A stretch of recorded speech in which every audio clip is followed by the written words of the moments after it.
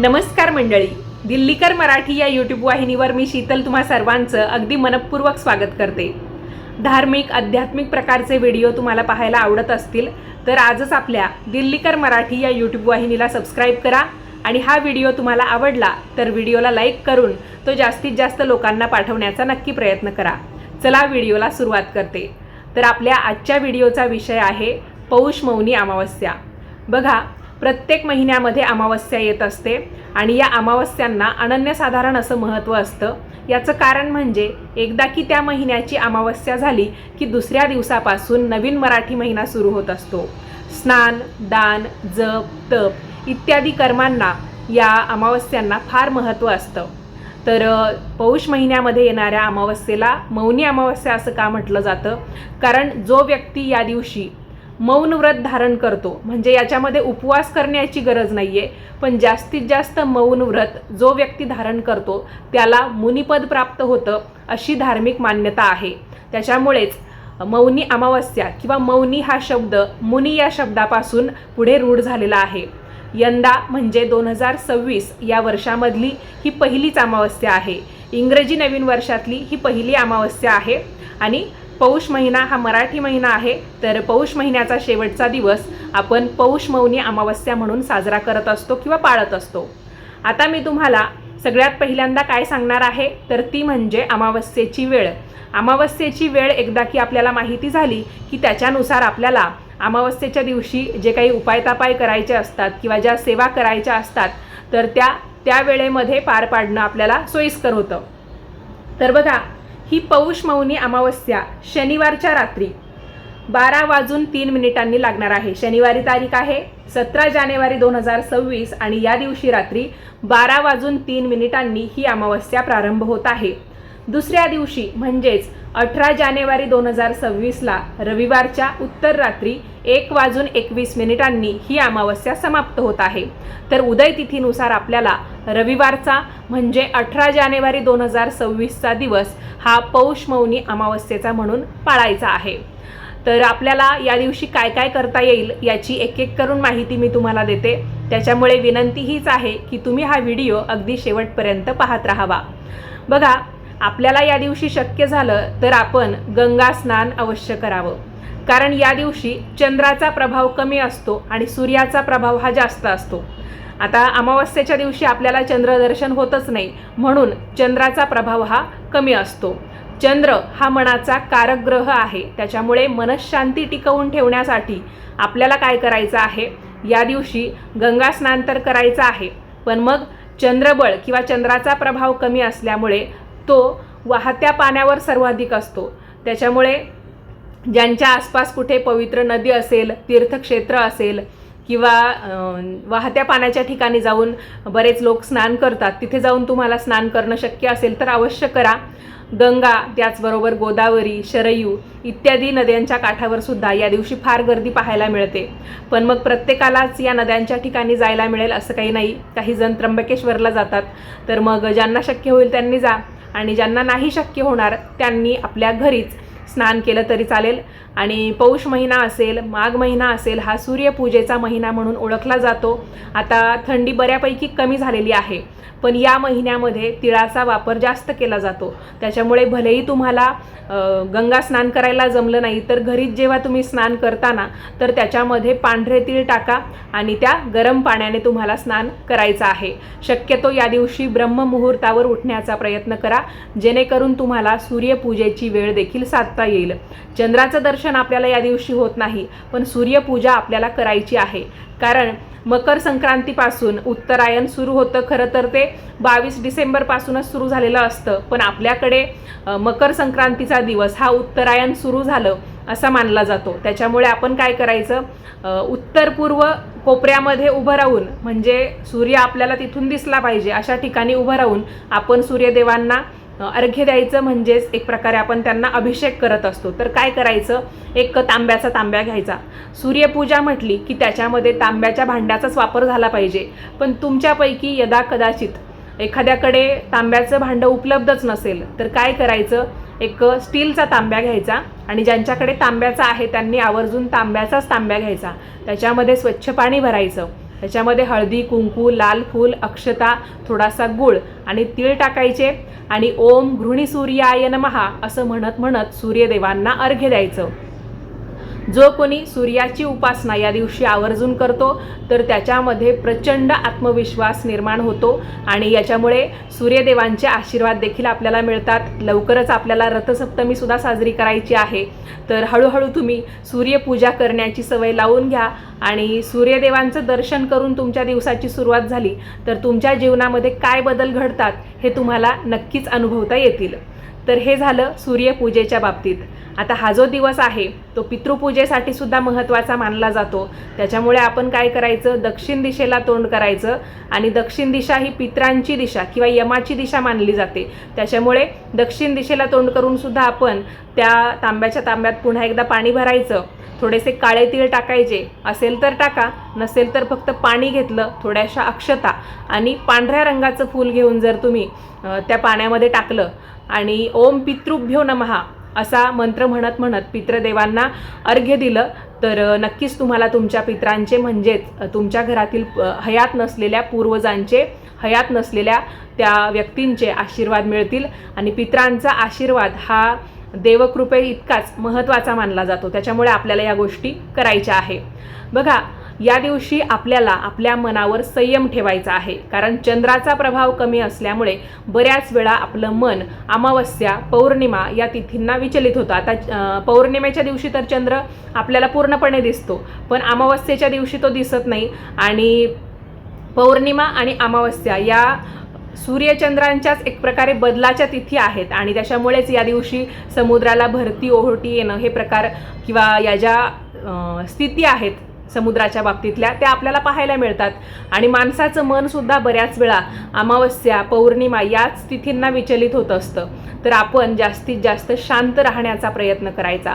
आणि तुम्ही सर्वांनी बऱ्याच ठिकाणी वाचलं असेल किंवा आपण आता व्हिडिओज बघतो, वेगवेगळ्या प्रकारची माहिती आपल्याला इंटरनेटवर पाहायला मिळते आणि जुनी जाणती लोकंसुद्धा आपल्याला सांगतात बघा की जो व्यक्ती कमी बोलतो तर त्याला जास्तीत जास्त लोक मान देतात. याचं कारणच ते आहे, जेवढं आपण कमी बोलू आणि जास्त ऐकू तेवढं आपल्याला जास्तीत जास्त शिकायला मिळतं.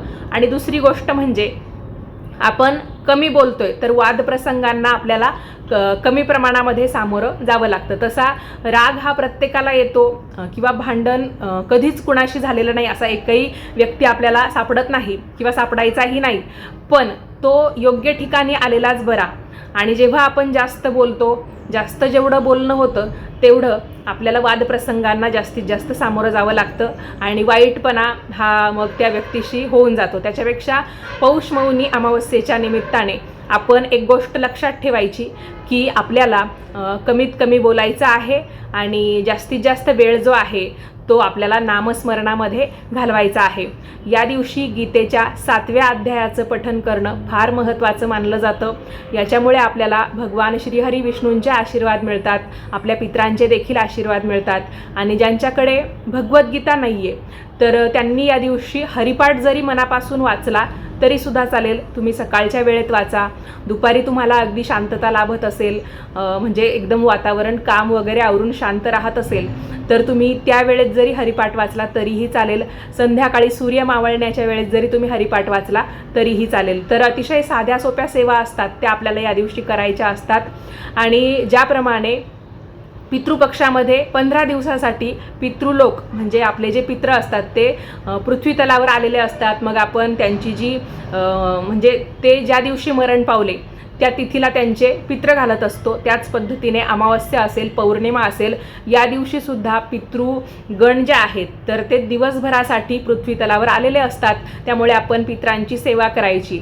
मग तुमच्यापैकी काही जण पितरांचं पानसुद्धा ठेवत असतील, म्हणजे वेगवेगळ्या प्रकारचे पदार्थ बनवतात आणि त्यांचा नैवेद्य पितरांच्या फोटोपुढे किंवा टाकापुढे नाहीतर मग दक्षिण दिशेला तोंड करून ठेवतात. तर ही गोष्टसुद्धा तुम्हाला करता येईल.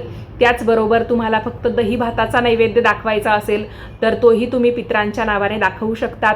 किंवा मग काही जण या दिवशी दानाला महत्त्व देतात. पितरांच्या नावाने हे दान असतं तर आपण गोरगरीब व्यक्तींना किंवा जे गरजू आहेत, ज्यांना खरोखर गरज आहे अशा व्यक्तींना आपण जे उबदार कपडे असतात, ज्यांना आपण गरम कपडे किंवा ब्लँकेट, चादर असं म्हणतो, तर या गोष्टी तुम्हाला दान करता येतील.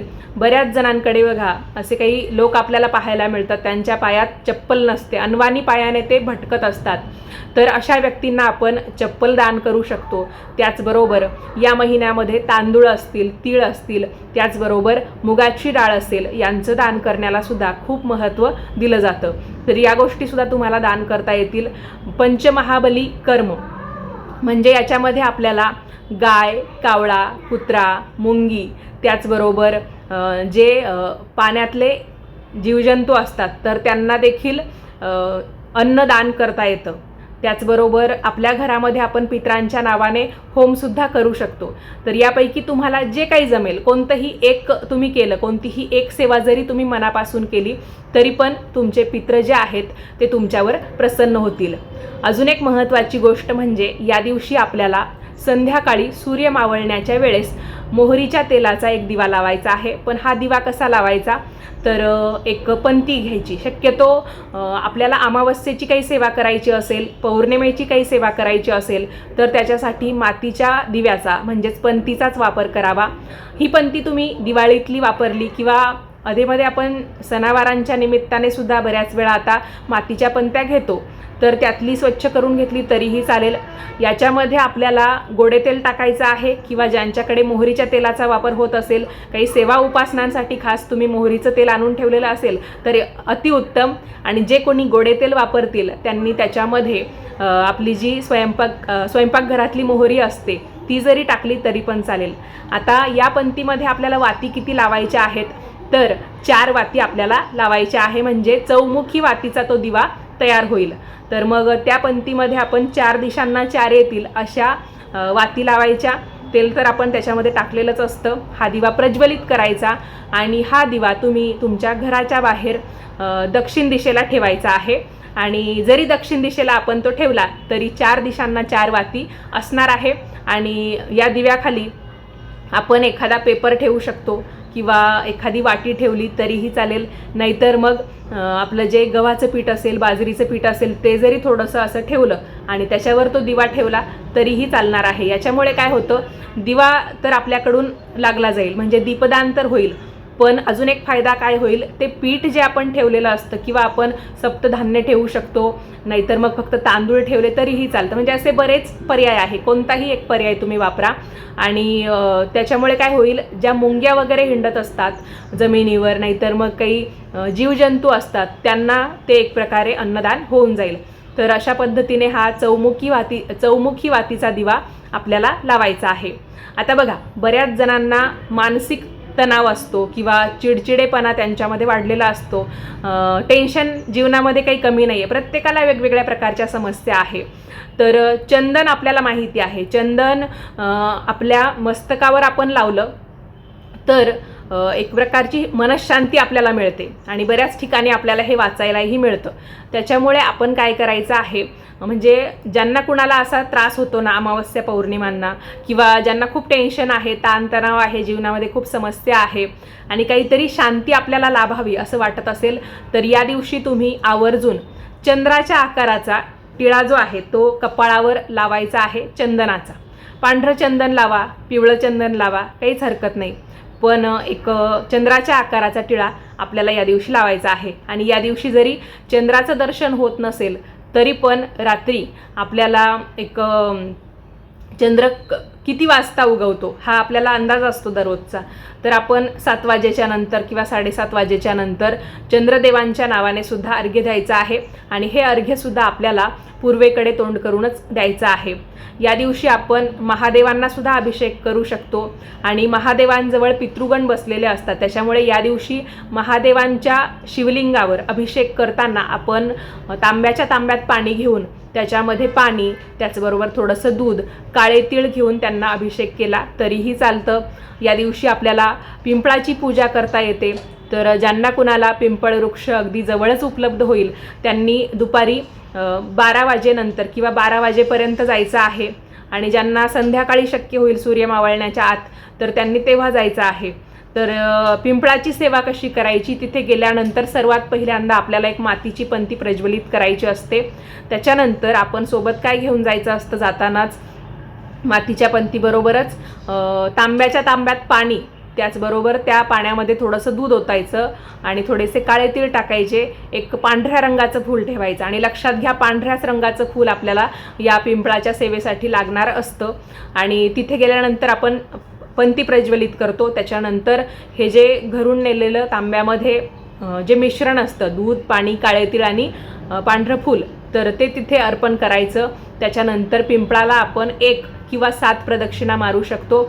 आणि तिथे त्या पिंपळ वृक्षामध्ये ज्या ज्या देवी देवता सामावलेल्या आहेत, त्याचबरोबर आपल्या पितरांच्या सेवेसाठी म्हणून आपण तिथे गेलेलो असतो, तर मग त्या सर्वांना आपण मनोभावे वंदन करायचं आहे. तुमची कृपादृष्टी आमच्यावर कायम राहू द्या, याच्यासाठी आपल्याला प्रार्थना करायची आहे. आणि लक्षात घ्या, सूर्य मावळायच्या आत आपण गेलो तर अतिउत्तम, कारण एकदा की सूर्य मावळला की आपण वृक्षाला हात लावू शकत नाही किंवा मग आपण वृक्षाला पाणी घालू शकत नाही. त्याच्यामुळे जमलं तर दुपारी 12 वाजेपर्यंत जा, नाहीतर मग सूर्य मावळण्याच्या आत जा. जसं तुम्हाला जमेल, जसं तुम्हाला सोयीस्कर होईल तसं जा. आणि ही पिंपळाची सेवासुद्धा तुम्ही करू शकता. आणि अमावस्येचा दिवस म्हटला की नजर काढण्यासाठी, नजर उतरवण्यासाठी फार महत्त्वाचा मानला जातो. तर या दिवशी तुम्ही काळ्या तिळांनी तुमच्या घरातील लहान मुलांची किंवा स्वतःची नजर काढू शकता. आणि प्रत्येकाची नजर काढण्यासाठी आपल्याला वेगवेगळं ते घ्यावं लागणार आहे साहित्य, म्हणजे मीठ असेल किंवा तीळ असतील तर ते वेगवेगळं घ्यायचं. किंवा मग सगळ्यांना आपण एकाच ठिकाणी बसवून एकदाच ती दृष्ट काढून मग ते साहित्य बाहेर फेकून दिलं, किंवा मग मीठ असेल तर ते पाण्यामध्ये टाकलं तरीही चालेल. आणि बघा, आपल्याला लहान मुलांची किरकिर ही बऱ्याच वेळा सतावते की माझं बाळ का रडत असेल, तर त्यांच्यावरून तुम्ही अन्नाचा म्हणजे भाकरीचा तुकडा असेल त्याच्यावर काहीतरी काजळ किंवा काळं वगैरे लावून, नाहीतर मग ते जे काही खातात, म्हणजे लहान मुलं बघा दूध पोळी वगैरे खातात, तर मग ते समजा त्यांना थोडंसं खायला लावायचं. आणि त्यांनी जर ते खाल्लंच नाही तर त्यांचं जे उष्ट असतं ना, तर त्यानेच आपण त्यांची दृष्ट काढली तरीही चालतं. आपल्या चॅनेलवर नारळाचा उपाय आहे, जो खास करून अमावस्येच्या दिवशी केला जातो, तर त्याचाही व्हिडिओ तुम्ही पाहू शकता. कारण बऱ्याच वेळा अमावस्येला हा प्रश्न येतो की ताई, नारळाचा उतारा या अमावस्येला केला तर चालतं का? प्रत्येक अमावस्येला आपण तो करू शकतो, तर तुम्हाला तो करायचा असेल तर तोही करू शकता. तर मंडळी, या व्हिडिओमध्ये आपण पौष मौनी अमावस्येची बऱ्यापैकी किंवा जवळपास सगळीच माहिती जाणून घेतली. तरीही तुमचे काही प्रश्न असतील तर ते कमेंटमध्ये नक्की विचारा. हा व्हिडिओ कसा वाटला तेही सांगा. आवडला असेल तर लाईक करा, जास्तीत जास्त लोकांना पाठवा, म्हणजे सर्वांपर्यंत ही पौष मौनी अमावस्येची माहिती पोहोचेल. आपण परत भेटूयात पुढच्याच नवीन व्हिडिओमध्ये. तोपर्यंत सर्वांनी काळजी घ्या. आणि असेच नवनवीन माहितीचे व्हिडिओ पाहण्यासाठी आजच आपल्या दिल्लीकर मराठी या यूट्यूब वाहिनीला नक्की सबस्क्राईब करा. वेळात वेळ काढून हा व्हिडिओ पाहिला त्याबद्दल तुम्हा सर्वांचे खूप खूप धन्यवाद. आणि पौष मौनी अमावस्येच्या हार्दिक शुभेच्छा.